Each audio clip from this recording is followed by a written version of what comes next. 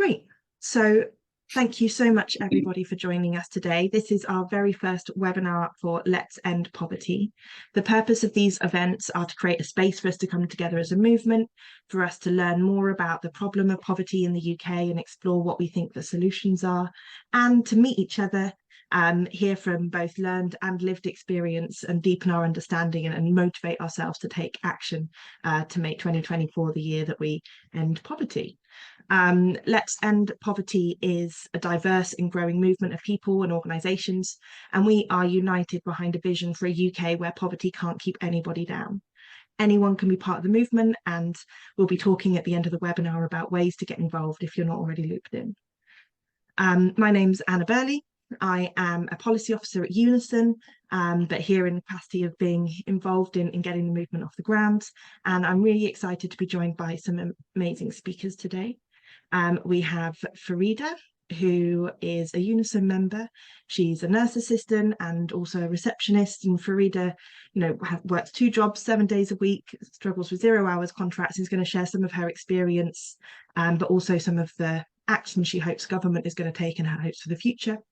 And we are also joined by Morgan, who is a policy advisor at the Joseph Rowntree Foundation. And I'm doubly grateful because it's Morgan's first day back from leave, and we've thrown her in at the deep end.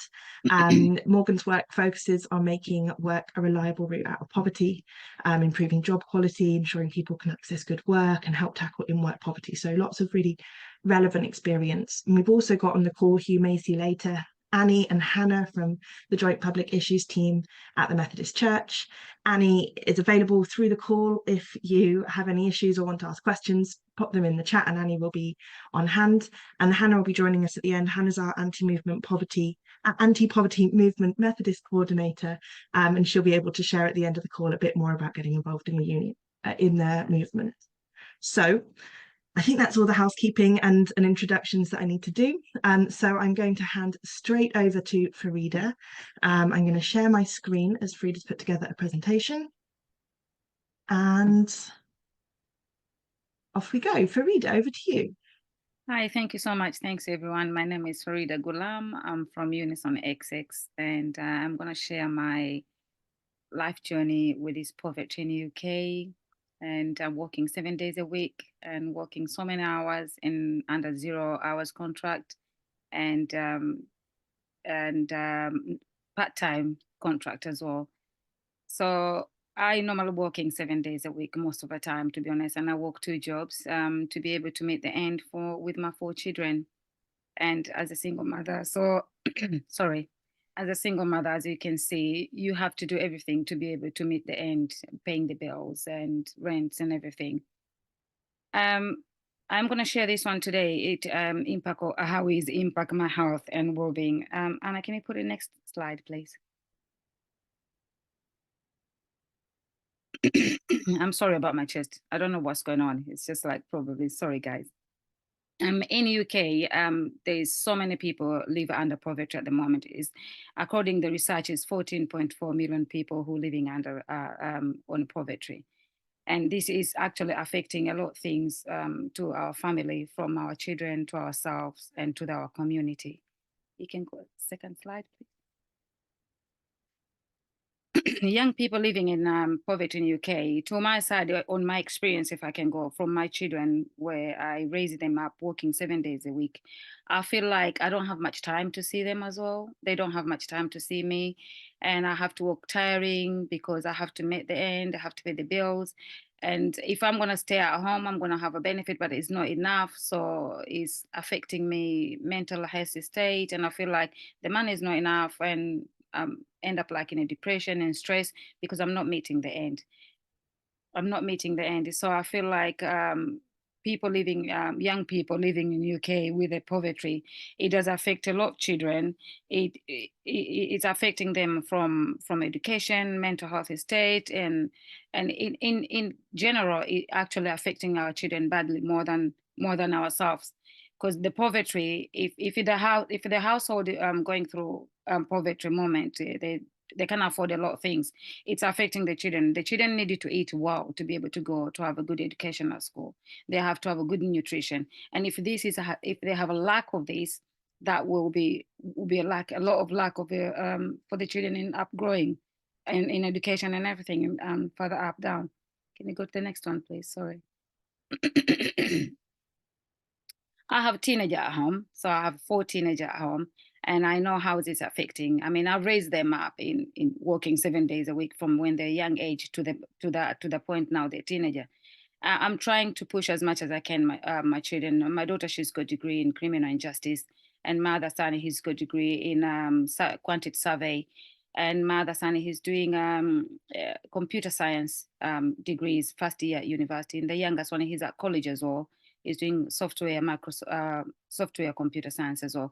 And I feel like even though I'm going through the poverty in my life, and I'm going very tough life, I think the main best we have to do ourselves to push our children to the education, because this will help them in later on, because they when we're going through the poverty, it's affecting mental illness, and it gives it a high lower life expectancy for the child when they're growing up without no money, they're growing up without no education, they don't have respect further down when they're growing up. So I think the main things for ourselves, we have to push our children to have education as much as possible as we can. As myself, I'm pushing as well myself to much education as much as possible. And I say it doesn't matter how old you are, if you can be able to go back to university or college, just do so, to be honest. Next one, please. As I said earlier, the impact of children of poverty within the families, as I explained, is it's impact a lot for our children. It's impact the school knowledge. If the children doesn't eat well, the children are starving. You're not going to be able to study when you don't have a food in your stomach. And I think the government need to look into this. How much the family is struggling. There's no bond either between family parents and children, because you have to work so many hours to be able to meet the end. And then as well, in the same time, you're still struggling because you cannot give enough to your children. So this will give a lot of impact to our children to become homeless, to become an employer due to the lack of education. And I think the government have to try to look into the poverty in the UK, how to help us, to be honest, especially the people we're working so many hours to meet the end. Can you go next one, Nani, please? Well, this is what I explained earlier, the poverty, economy poverty trap. We actually trapped inside on it, because when you don't have education, you're not going to have a good employment, and you're going to be underemployment. The job you're going to work is a low wages job, like cleaner, like carer, and things like that. It's 10 pounds something per hour. You're not going to meet the end, because you have to work so many hours to be able to have enough money to be able to pay our bills. And again, as I repeat again, this is impact a lot to us, impact to our children, because you don't see your family, you don't have a time for yourself, your mental state is everywhere, because you don't even look after yourself. I mean, if you work as a nurse assistant, as where I'm working most of the time, most of my shift is 12-hour shift. So if I'm going 8 o'clock in the morning, I finish 8 at night. And then to me, by the time I'm at home, probably about 9 o'clock, it depends where the distance away. So 9 o'clock, I'm at home. I haven't cooked dinner. I haven't been with my children all day. And then in the morning, next day, I have to go to work. And then the next day again, I have to go to work. So it's 12-hour shift. I don't have a time for myself. I don't have a time for my children. I don't have a time for everybody. And this is affecting me so badly in mental state, myself and my children. For the children, they don't have a bond from the mother, and I don't have a bond for my children, and I don't have time to look after myself. And I think the poverty economy trap is really, really bad, and it's affecting not just myself, not just my children. I believe it's affecting the whole community as well. Because if I'm not happy, my neighbor, they will see I'm not happy. So it's affecting me and my neighbors and the community. Can you go next one? And how to help each other. How to help each other. I don't have a lot, but I think if you can support the business, like charities, I do go charity a lot to buy my clothes, the children clothes, shoes and things. And I know it might be not a lot of money, but that little penny I put in there, it does help to another charity. So I think even if you can afford it to buy good things in a shop, sometimes pop in a charity shop, buy things in a charity shop, not only because you want it, just buy because you want to help others who need it. So you might not gonna need that thing. You can buy it and take it back to the charity. Sometimes I do buy things and take it back to the charity. It's only because you just give it back. it's only £2, £3, and I feel like I've got £10, I'm going to buy £2 stuff, 5 of them, and then after 1 week take it back to another charity. You don't need to take in exactly the same charity. It's just it's rotation about giving each other and helping ourselves each other. And we can try as much as we can to donate to the grocery, to the food bank, like in a supermarket. We've got big basket nowadays. If you buy things, if you don't have much money, myself, most of the time I don't have much money, but I normally buy £1, £1.50 a bag of rice, 1 kilo. Maybe it's not a lot, but I do put on that box. I know it's contribute one way or another to add it on to help someone for that 1 kilo bag. Someone will use it somehow, maybe for 1 day or 2 days food. And another things, I was talking to Anna the other day, I do give it to homeless food. I don't have much myself as well. Again, I do normally go to Poundland. I do buy some sandwich and cakes and drinks, and I put it in the bags, and I walk around the Chelmsford area, and I give to the homeless. I give the food and I give them drink. I don't buy a lot, to be honest. I might gonna spend all about £30 sometime, or sometime even less. But I buy one drink. I can buy like at least 10 meals for that.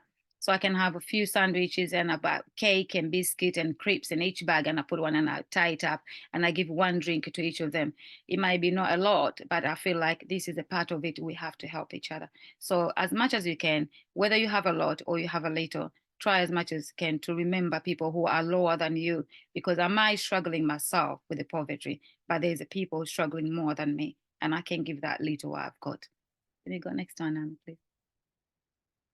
And what government, I think what government should do, the most important, the government should boost income and reduce costs, to be honest. The income, the wages, to be honest, it doesn't go anywhere. We are in minimum wages, which is growing like a few pence from year after year. We're not raising like even £1 extra. So that money is not enough. Like now we're on a recession. Everything is about 3-4 times the price is up. The price we used to buy 2 years ago from £4 now you can find like it's £8 or £9. It's exactly the same item, but the price went up more than 1.5 of well originally it was. And our wages, it doesn't go up. The wages is remain exactly the same. This is a contribute a lot in the poverty in so many houses in England. And I think if the government will look into for when it comes to the minimum wages to increase as much as possible, for us to become to matching up the lifestyle we have at the moment and the money we're earning, just to be exactly in the same pathway. Because at the moment we're actually in a different pathway. It's like the item, everything, the products are very expensive, and the money we're earning it's very low. And it doesn't matter how you do it, you have to work so many hours to be able to meet the end. And the government have to improve the education and raising the skill to the young children. As I said, the education will help our children to get good job, and then they can be able to live comfortable later on. So I think the government should raise the education and raise the skills. We have to strengthen our family and community, as I said, as even it's tough, but you have to find as much as we can time for our family, even though we work so many hours. But I believe the government should give us easy way for us. Like I can talk like my experience as a single mother.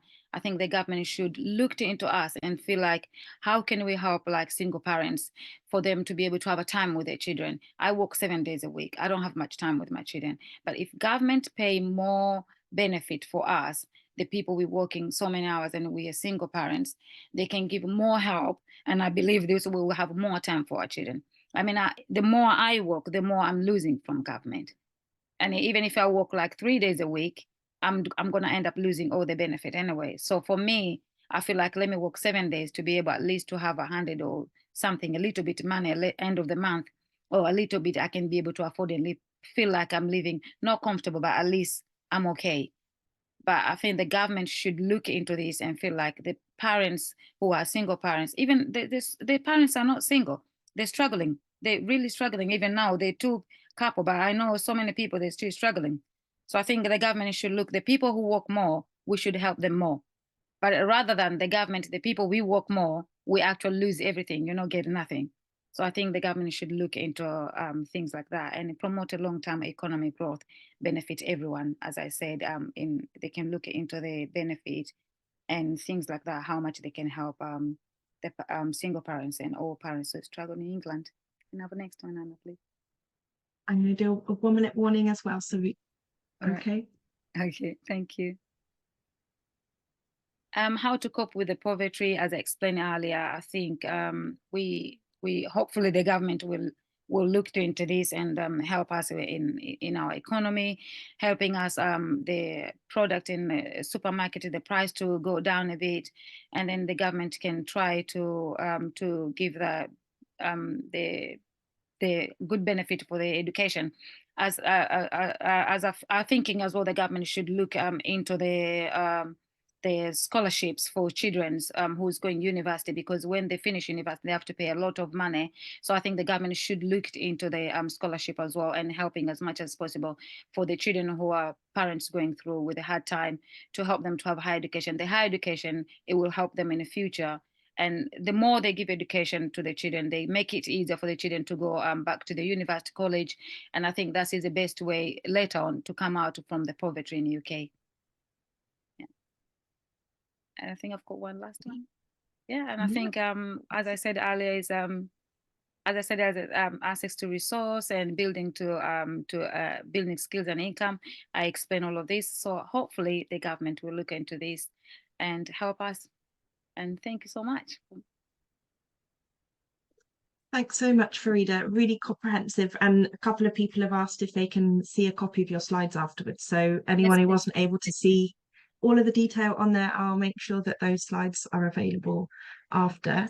I am going to pass over to Morgan now. I'm just going to share Morgan's presentation. So hopefully we're able to unmute that. Perfect.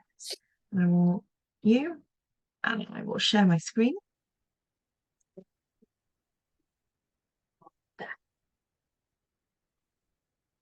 Brilliant. Thanks, Anna. Hi, everyone. Hope you can hear me all right. My name's Morgan Bestwick, and I work for the Joseph Rowntree Foundation, or JRF. And I'm going to use the next 10 minutes, I think, to talk a bit about JRF's work, lots of which I think is actually going to link to what Faridah's been talking about.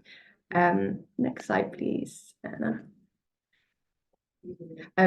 So I am just going to talk really briefly about who is JRF for anyone who might not have heard of us. And then I'm going to spend most of the time talking about what we know from our work on the scale and the impact of poverty in the UK, and then use the end just to talk a bit about some of the solutions that JRF really wants to see brought forward. In terms of who is JRF and what is our kind of history as an organisation. Oh, sorry, this slide's showing up a bit weirdly for me, so sorry if I've formatted it strangely. But we're an independent organisation and we work on social change in the UK. So we want to see a UK that is free from poverty, and a lot of our work is focused on ensuring that everyone is economically secure and that we transition to a more just society. And we were founded as an organisation to try and help understand the root causes of poverty in the UK and what was driving it at the time. And the Rowntrees also did some of the first social surveys that were ever conducted that were based in York. Next slide, please, Emma. So just in terms of the kind of work that we do work in a few different ways. We develop new research and understanding on poverty and economic insecurity and connected issues in the UK. And we also try and develop practical ideas for making a difference to it. We do campaigning and advocacy work for change ourselves, and we also do that in partnership with other people and other organisations across the UK. And we also try and invest funding in longer term experiments and ideas for thinking about not just what do we really need to change in the UK in the short term and in the next few years and the next decade, but actually where do we want to get to as a society in the longer term as well. Next slide, I think. And then this means that we focus on a lot of different issues that are connected to poverty, including things like work and the quality of jobs. So how do we make sure that work is a route out of poverty for more people? Housing and making sure that everyone has a safe and an affordable place to call home, looking at our social security system and how it needs to be improved so that it's acting as a genuine safety net for everyone who needs it, and then looking across lots of other connected issues as well, like care and relationships, including unpaid care and caring work, and other issues like savings and debt, race and ethnicity, looking at really deep poverty and destitution, and also work helping people to imagine what alternative futures for the UK might look like. Can we go to the next slide, please? So I'm just going to use the next few minutes to talk a bit about what our analysis at JRF tells us about poverty in the UK. Next slide, please. So before the cost of living crisis, we saw a decade that had really undermined the resilience of household finances for households, particularly on lower incomes in the UK. And really worrying signs of this included that the basic rate of benefits in the social security system was its least generous for 40 years. We know that more and more people in the UK were experiencing really serious hardship. So our ongoing analysis of destitution, which are the most serious kinds of hardship, found that people experiencing destitution have been really seriously on the rise in recent years. And we're seeing this in lots of the warning signs that I'm sure everyone is really aware of across the UK, in terms of more and more people having to turn to food banks and other banks for essentials, seeing an increase in the very worst forms of homelessness like rough sleeping. And we know that households on lower incomes have been feeling less and less secure because of these pressures that people are experiencing. Next slide, please.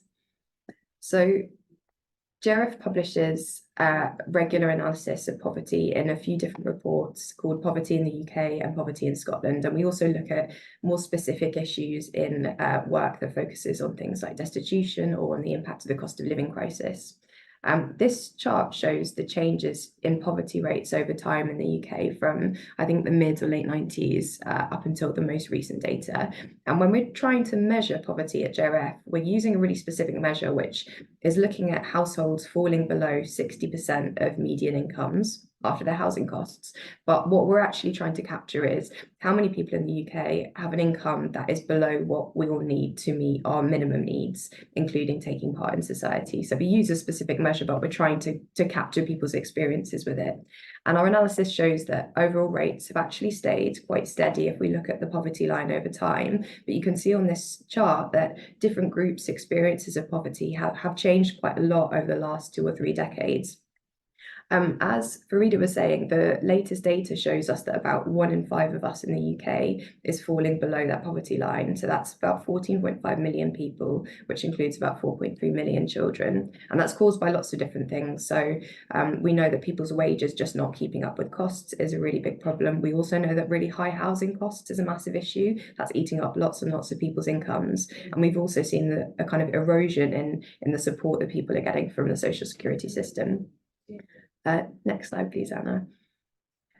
But while that kind of headline poverty rate has been quite steady over time, underneath that, we've actually seen people experiencing very deep poverty being on the rise. So deep poverty is a lower income measure. So we've got the poverty line at 60%, but we've got this much deeper level of poverty, which is an even more serious form of hardship.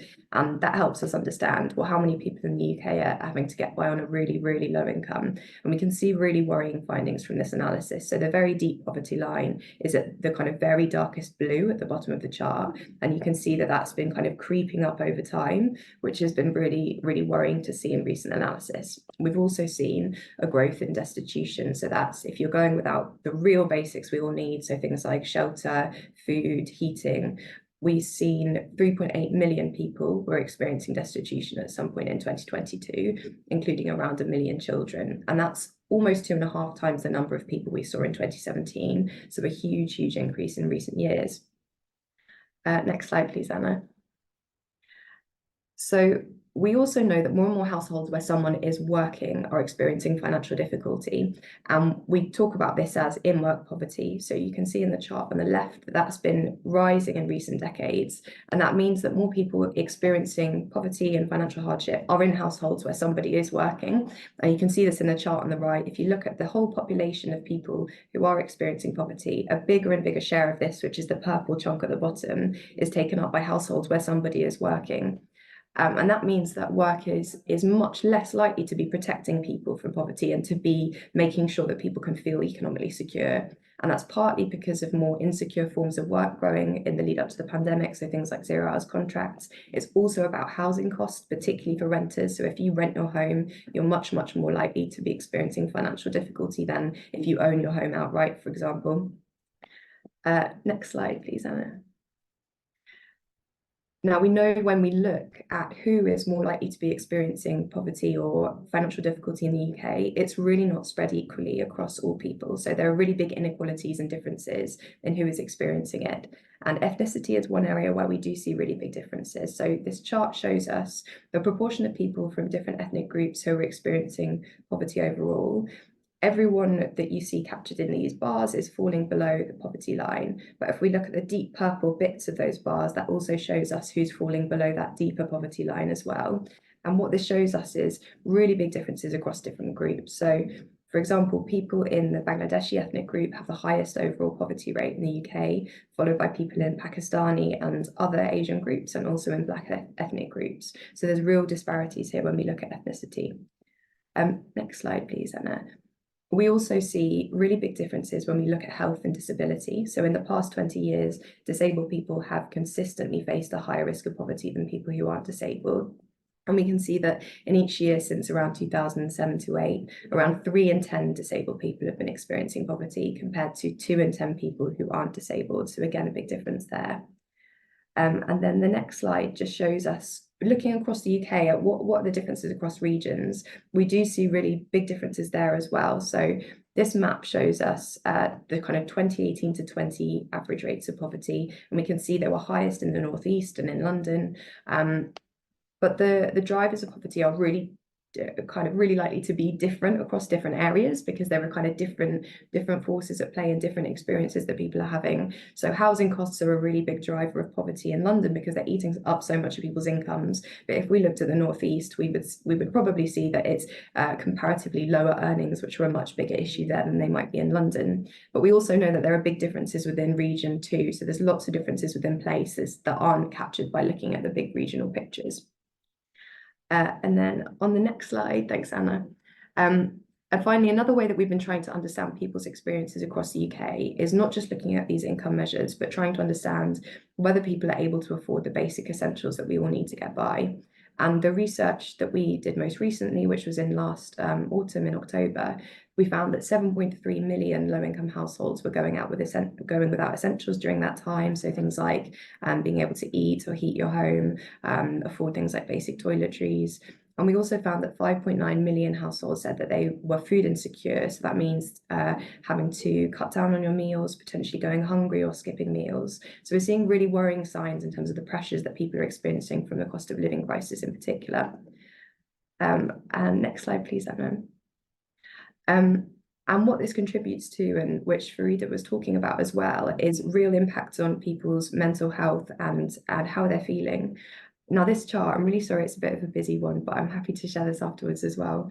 This shows the link between experiencing different elements of mental health issues. So people saying that they don't feel like they have a lot of energy, or they're not feeling calm, they're feeling under strain, they're feeling stressed, and the link between that and different levels of income. And we can see a really, really clear correlation here between experiencing some of these mental health issues and being on a lower income. And we also know this from qualitative research and from hearing from people about their own experiences, how difficult, how stressful it is trying to get by and make ends meet on a lower income. Next slide, please, Anna. So I know that, sorry, that's kind of painted a picture that feels really worrying looking at the level across the UK. So I just wanted to end on some of the practical things that we think can make a really, really big difference in solving poverty in the UK. Next slide, please. So as well as analysing the problem at JRF, we also develop solutions, and we work with lots of other people to do so. And that means working with other organisations, with people with direct experience, with researchers, with campaigners, to try and come up with the solutions to these problems and to advocate and campaign for them. We've got lots of proposals for how we can address poverty in the UK, and you can find some of them on the JRF website as well. But to just cover a few of the proposals that we have. So firstly, we really want to see changes to work so that all jobs are good ones. That means making sure that employers are committed to paying the voluntary real living wage. It means strengthening workers' rights so that workers have access to flexible working from day one, so it's easier to balance your work with your caring responsibilities, with your health, so that people have rights to more secure and predictable contracts and don't have to have such insecure and unpredictable work, and so that people have their rights at work properly enforced. We also know that we need to see really big changes in housing so that everyone has an affordable place to call home. And that means building many, many more social homes. It also means ensuring that the local housing allowance, so the bit of Social Security that is meant to help you with your housing costs, genuinely keeps up with your housing costs so people are properly supported with them. And we also know the government needs to make changes to the social security system so that it acts as a proper safety net for all of us when we need it. At the moment, we've seen eroded benefit rates. There's a really kind of arbitrary set of caps and deductions that can pull your income from social security even lower than it should be. So these are all areas that need changes, but there are lots of other things too, changes that need to be made in terms of the support you can get in your community if you're experiencing difficulties, changes to other big systems like the migration and asylum systems in the UK that are all really important to ending poverty and ending really serious hardship. And then, Anna, I don't know if I'm running over, but I can finish up in... You've got sort of a minute or so max, that's and then perfect. anything we don't manage to cover, I'm sure will come up in questions. That's great. I've only got 2 more slides, so I'll cover them quickly. So just to kind of focus in on one of the things that we think really urgently needs changing and can make a big difference is the basic rate of benefits. So we know that benefit levels are just not enough for people to get by on. The chart at the bottom left of the screen shows how benefit rates compare to average earnings, and it shows what's been happening since the mid 1990s until the latest data. And you can just see the level of benefits compared to average earnings just dropping and dropping and dropping over that time, so that they're becoming less and less adequate. And on the right hand side, we've calculated, well, how much do we all need to afford the basic essentials? And then what is the gap between that amount and what people actually get in their basic rate of benefits? And again, you can see here a really big gap between what we all need, sorry, and what people are actually currently receiving, which shows that the current rates just aren't good enough.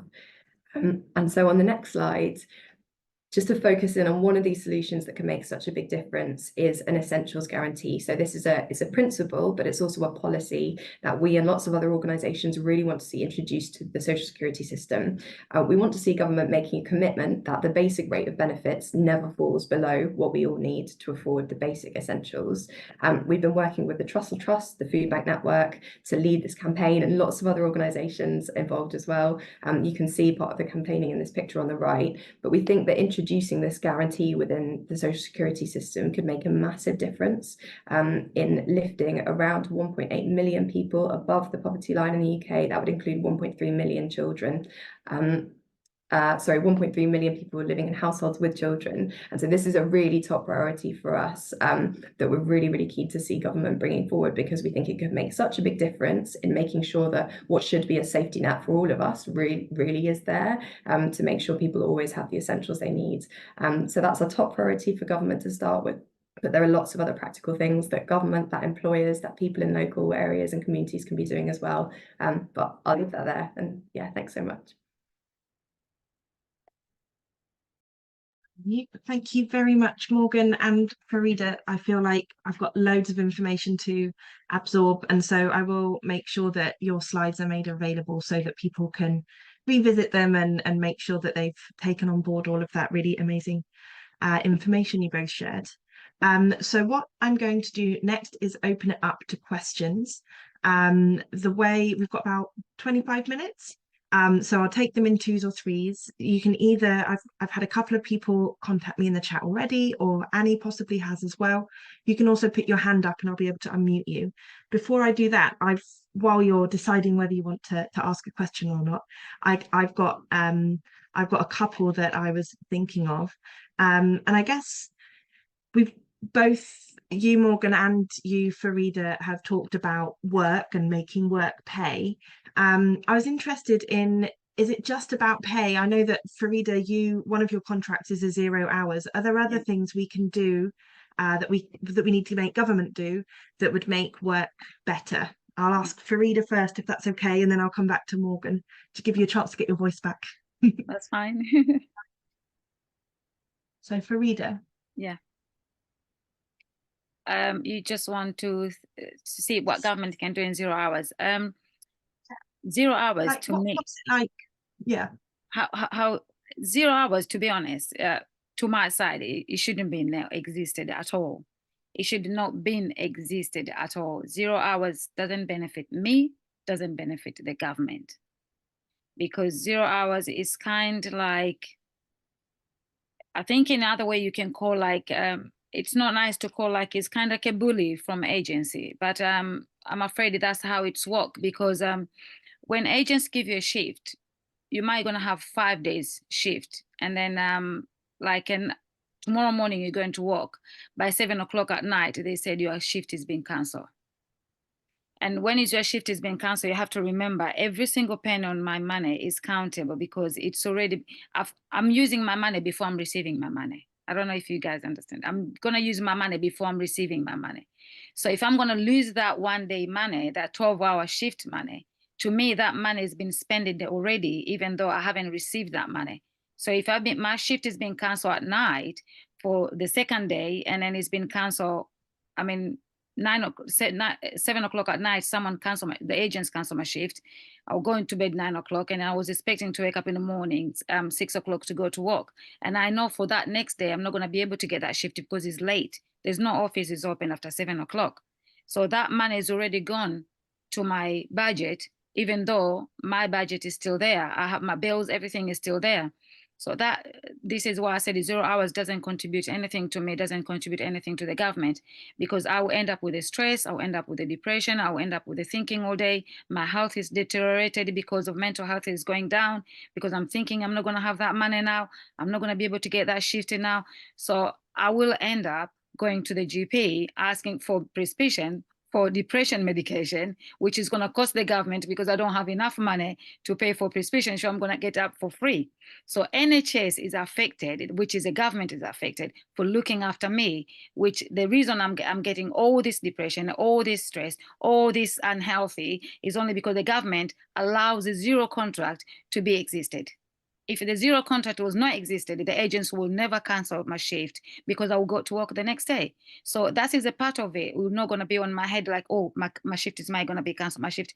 That is affecting me very badly. It's affecting everyone who's on 0 hours contract. So 0 hours contract doesn't affect me, doesn't benefit me, doesn't benefit the government. It's affecting both of us. I think the government should completely taken off the 0 hours contract. It should not even existed, not anyhow whatsoever. It should not even been there. So I think this, for me, when it's come to 0 hours contract, I look forward to putting you in charge, Faridah, and you can do it on day one when you're Prime Minister. Morgan, do you agree? Is there anything else you think we need to do to make work better beyond just pay?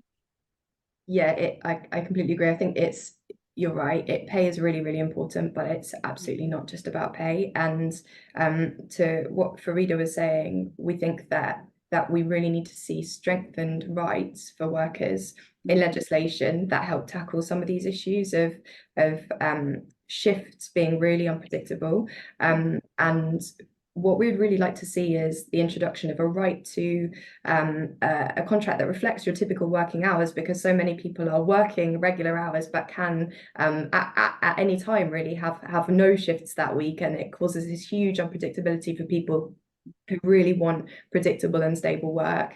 And alongside that, much more notice of shifts, so that people aren't given work at really, really short notice, which makes it massively difficult to plan. And also having things cancelled, like Faridah was saying, at really short notice, introducing a right to compensation for shifts that are cancelled at short notice, because not only can it, like you were saying, Faridah, go into your budget and you've already kind of allocated it to something, and then you find that you're not being paid what you thought you were, but you might also have spent money on transport to a shift or childcare to cover that shift, only to then be losing money because your employer has cancelled it at short notice. So we need a real change in terms of people's security at work. Also, the flexible working, so we're seeing stronger rights to flexible working being introduced, but actually a day one right to have flexible working, not just to request it, would make a massive difference in terms of being able to balance work and all the other responsibilities that people have, so that you can earn enough and do all those other things that you have to do in your life as well. So yeah, no, pay is so important, but absolutely not just pay, lots of other changes too. I think that day one point's so important. Obviously, as a trade union, we have a lot of people who haven't been in their jobs long enough to have some of the basic working rights that we really think should exist. And it relates to something that Nicholas, who's on the call, has popped in the chat about access to free legal aid and, you know, access to employment tribunals. And if you, even when you have those rights at work, or you have rights, the ability to enforce them is really poor. So a really good point, Nicholas, as well. Thank you. I've had a couple of people in the chat. I don't know. I've got Hannah Cooper from Citizens Advice in Newcastle. Shall I unmute you, Hannah, and you can ask your question? Because it's a good one. If not, I'm happy to read it out for you.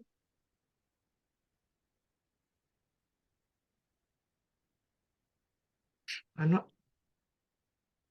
Cool. I've asked you to unmute, Hannah, so see if you're able to jump in.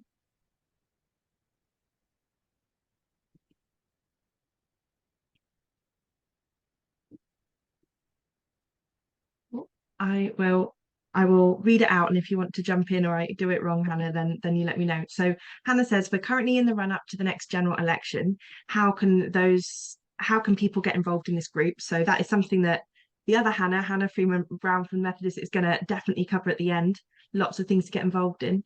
But she also wants to know how people involved in this call can support your work, Morgan, on the Essentials Guarantee campaign, and what work are you currently involved in to make it a priority for whoever's in government next? So a question just for Morgan. And then I also had a question from Rod, which I think you might be best placed to answer, Morgan, but jump in if you have any thoughts for Faridah, which is, charities seem to be really efficient at meeting the needs of people in poverty. How could the government cooperate with charities better to reach more people who need it? So no, not small questions, but if you've got any thoughts on either of those, that would be great. And do jump in, anybody else, drop us a note with any questions. Shall I jump in? Sorry, I've just been muted, so you can't all hear me coughing while I'm not speaking. Really good question. So on the first one, I know that you said, and I think that you're going to share slides, and I'll be really happy to share more information about the Essentials Guarantee work as well, if that would be of interest to anyone on the call. I think we just really want all political parties to understand that this is a really serious and top priority for us in the UK. We know it matters massively to people when they understand the scale of issues like destitution, the fact that they or that their friends and family or people in their communities are going without things that we should really all be able to take for granted. So we know it's really important to people that we see political change on this. And so I think what we just want to do is try and help politicians to understand, firstly, the scale of this problem, which we know from the work of lots of different people, including JRF, but also how serious this is to the public in general. The second question, that's a really good question. I'm aware that I think it was about connecting governments through charities to yeah. I think it's that charities, and sorry if I'm paraphrasing, Rod, charities are really good at reaching people that maybe the government misses, or sometimes charities working on the ground have a good local understanding of needs that might not, like you showed with your map, needs are different in different places. So how can government support charities better and work with charities to meet needs in a way that makes the biggest difference?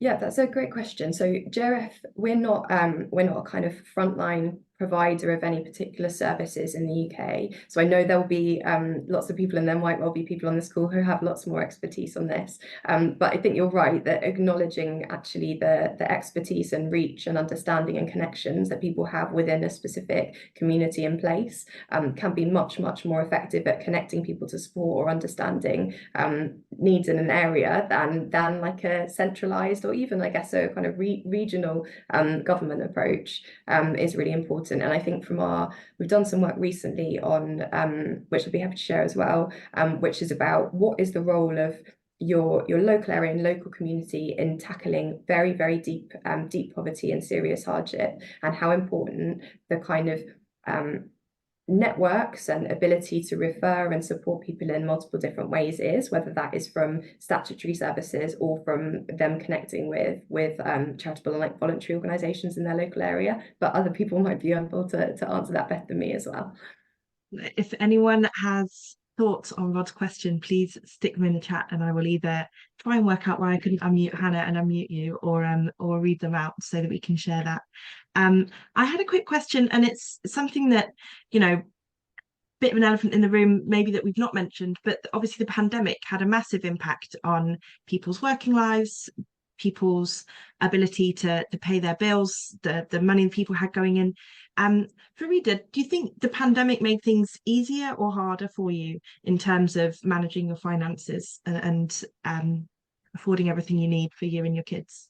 I think pandemic was the hardest time in my life, to be honest. And I'm assuming it was to everyone, not just to me. I think it was really hard. My job is healthcare, and 99.9% is where you can get the COVID. So it's like we have a patient in a hospital who have COVID. And then as I work 0 hours contract agents, so most of the time, the place that will send me, it's majority of the patients have COVID. So, and I don't have my choice. I have to go because I need money. So I know for a fact I've got children at home, which are highly gonna go to the hospital or care home. Am I gonna be infected with COVID, and then I will bring it back home?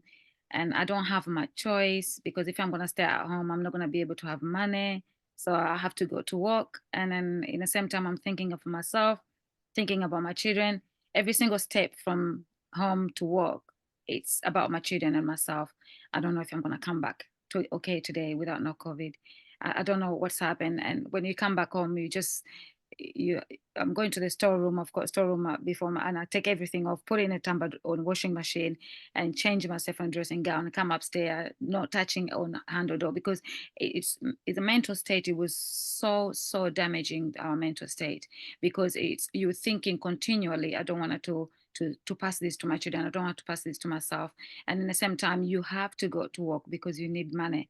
I think it was a very, very, very tough time to my life, to be honest. It was a very tough time.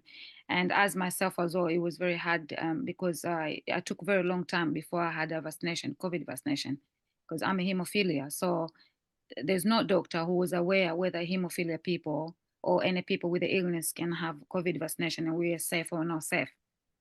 So I was very, very in limited, some places to work, and some places they don't want people without no COVID pass. And I didn't have COVID pass for some time because I wasn't sure whether I'm safe, whether to have it or no. And in the same time, I feel like, if am I gonna have it, I'm gonna be safe. Am I gonna have, I'm not gonna be safe. So I was actually in between, and it was really hard.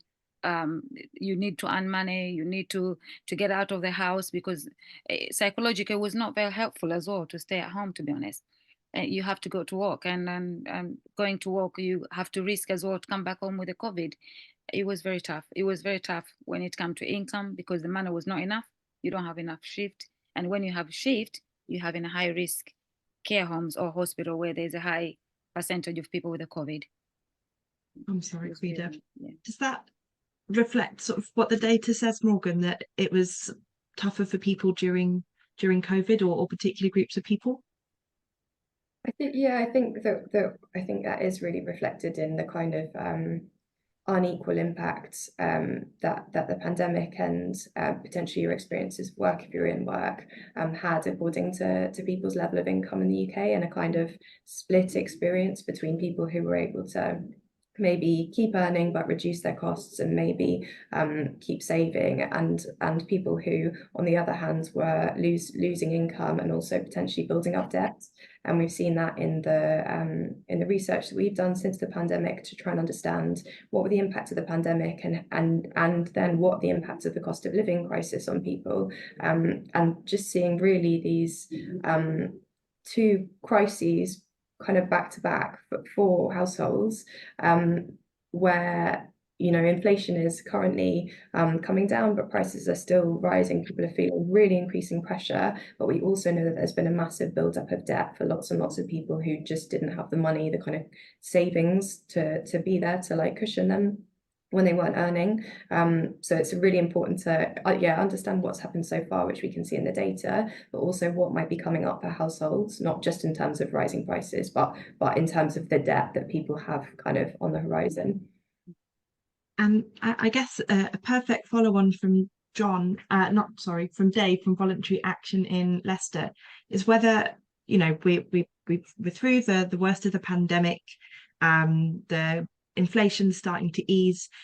John says, Dave says, is there light at the end of the tunnel? Do we think things are going to get harder or easier this year? So if you've got a crystal ball, what's your... do you have expectations as an organisation, or is it one that we have to wait and see what the economy does? That's a great question, and I wish I did have a crystal ball. I think that I know that we're seeing positive news, and my colleagues who are economists could probably talk in more detail about like inflation measures and the fact that it's coming down being a good thing. But we know that prices are still rising, and the increase in kind of consumer prices isn't the only pressure on people. So we know that we've got rising rents for people who have a mortgage, and that's their housing costs. There's also kind of worries for how their mortgages might be increasing. We've got this again, this buildup of debt over the course of the pandemic, which might be a kind of increasing pressure for lots of households' budgets. So I feels like there's a kind of balance of things where things might look good in some places, but actually there are so many increasing pressures for households in other places that it just needs to be a priority for government to, like Faridah was saying, to help people boost their incomes and just help get control of these costs, which are eating up too much of people's money. Faridah, do you feel optimistic about this year, or are there things that you're anxious about this year in terms of how the economy is going to affect you? I think I'm still anxious, to be honest. If I'll be honestly, I am still, because the minimum wages is not going to the point where people can be able to afford their lifestyle. So I'm not seeing a lot of changing, to be honest, for this year. And hopefully maybe in April when we start the new year, maybe they're going to give us good minimum wages, and maybe it can be able to balance the recession we have at the moment, and people can balance with the economy where it is and earning where they can put it together, and probably it's going to be easily. But to be honest, at the moment I'm still anxious, and I'm still thinking maybe we kind of like, I'm not sure, we're in between. Probably we might going to be a little bit easier, might be not. It's depending on our economy, how it goes, to be honest. Yeah, well, I hope it improves, for yourself, but also those statistics from Morgan are really stark around the scale of the problem we're trying to overcome here. I'm about to introduce Hannah from the Methodists. There's been a flurry just at the end of where I've got time for questions. So I will just read out a few of the comments so that people can know the kind of chat that's happening. Nicholas has jumped in to say that the Prime Minister said tax cuts paid for by benefits cuts is part of the country pointing in the right direction, and believes that the direction of travel is wrong and has been for decades. I'm with you there, Nicholas. John works for a charity in North Staffordshire, and the sector there is very acutely aware of the issues and works well with the local authority, but the national policy is the problem, because so much government funding has been taken out of the city council since 2010, and the council needs to make savings in order to balance their budget. And it's hard to see how politicians are going to address the issue given their current comments. So that links with Nicholas's thoughts on the PM's comments. And Wayne says, and I don't have the answer for you, but it's something I'm happy to look up and circulate. The ratio wants to talk about pay ratios. What's the current ratio of pay from CEOs to ordinary workers today? Should we not look at what is sufficient to live in today's economy? So it's not just looking at the minimum, it's also looking at, like, why do you need that many £1 million, which I think is a very good point to end on. It's about inequality as well as poverty in its sort of most basic sense. But I'm going to hand over to Hannah. Hannah is the Anti-Poverty Movement Methodist Coordinator, driving forward lots of our work at Let's End Poverty, and is going to finish with an uplifting call to action so that we can all feel motivated from what we've learned today to do something next. So I will hand over to you, Hannah. Thank you very much, Anna, and thank you, Faridah and Morgan, for those really helpful contributions today. I've certainly learned a lot, and I'm really glad we could gather this lunchtime to talk through some of those questions around the scale of poverty in the UK. As Anna said, I just want to share a little bit about Let's End Poverty and how you can get involved. So as you've already heard from Anna at the beginning, Let's End Poverty is a growing movement of people who are calling for a UK where poverty can't hold anyone down. We know that poverty doesn't have to exist in the UK. There are viable, workable solutions, some of which we've heard about in this conversation. But what we feel is missing is the political willingness to pick up these solutions and create plans that ultimately tackle and ultimately end poverty in the UK. And our hope is that by coming together across grassroots groups and communities and national organisations, we can boost the need to tackle poverty in public and political consciousness and increase the likelihood of these long-term solutions being picked up and taken forward. And in this general election year, we know it will happen at some point this year, even if we don't know quite when, we want to make the most of this really important opportunity to put poverty higher up on politicians' agendas. So anyone and everyone is invited to come and be part of this growing movement of people working this year in particular to make change. Some of the ways you can get involved are heading over to our website, which is letsendpoverty.co.uk, and joining our mailing list, where you'll receive updates about campaign actions and events, a bit like this webinar, where you can continue to come and meet others and get involved. So that's letsendpoverty.co.uk. You can join our next online action gathering, which is on Thursday, the 25th of January at 7 p.m, where you can meet with other grassroots activists and hear about our new campaign action, which we'll be launching at that meeting, and help us plan our campaign action over the coming year. Those gatherings are happening each month, and they're really a way for people at a local level to shape the strategy of the movement right across the UK. So we'd love for you to come and get involved with those. Finally, a really important thing you can do is tell other people. We want this movement to keep growing. We want there to be as many people as possible from as wide a range of communities as possible, making as much noise as possible to make the most of this year and getting this on politicians' agendas. So our ask of you is, could you tell 5 other people about what you've heard today? Could you think about 5 other people who you think might be particularly interested in the conversation we're having here, or for whom it might not be on their radar and it really should be? Like Anna said, we've recorded today. We're going to share that recording online. Could you perhaps share the link with 5 other people who you think might be interested in this conversation? And that will really help us to grow the movement, to keep this conversation going and to bring new people into the conversation. So yeah, do head over to our website, which is letsendpoverty.co.uk, to find out more about all of those things. So over to you, Anna. Thank you. And I've popped a link where you can find out about the action gathering in January in the chat. So you can do that action straight away to sign up for that. So I think all that's left for me to say is a huge thank you to Faridah, to Morgan, to Hannah, to Annie, and to everybody for joining today. Movements only exist if people are involved in them, and you prove that there is a great appetite across the UK for ending poverty, and that there's hope that if we work together we can make progress on this issue. The presentations have been hugely informative, and I'll make sure that the slides are made available when the video of today's event is made available. I'm sure if people have got questions they didn't feel able to ask or that occur to them afterwards, if you're to drop a note to us using the form on the website, we'll be able to pass them on to Morgan or Faridah so that they can have a think about your questions or comments. And I'd love to keep people in touch. This isn't a one-off event. And this is the first of what we hope is going to be a long series of lunchtime learning sessions. The next one will be in a fortnight, same time, and the details will be on the website soon. The best way to be the first person to hear about it is to sign up to the mailing list, as Hannah says. So with that, I'm going to wish you a lovely rest of your Monday, and a happy new year, and I hope to see you all in a fortnight. Thank you for joining. Thank you so much.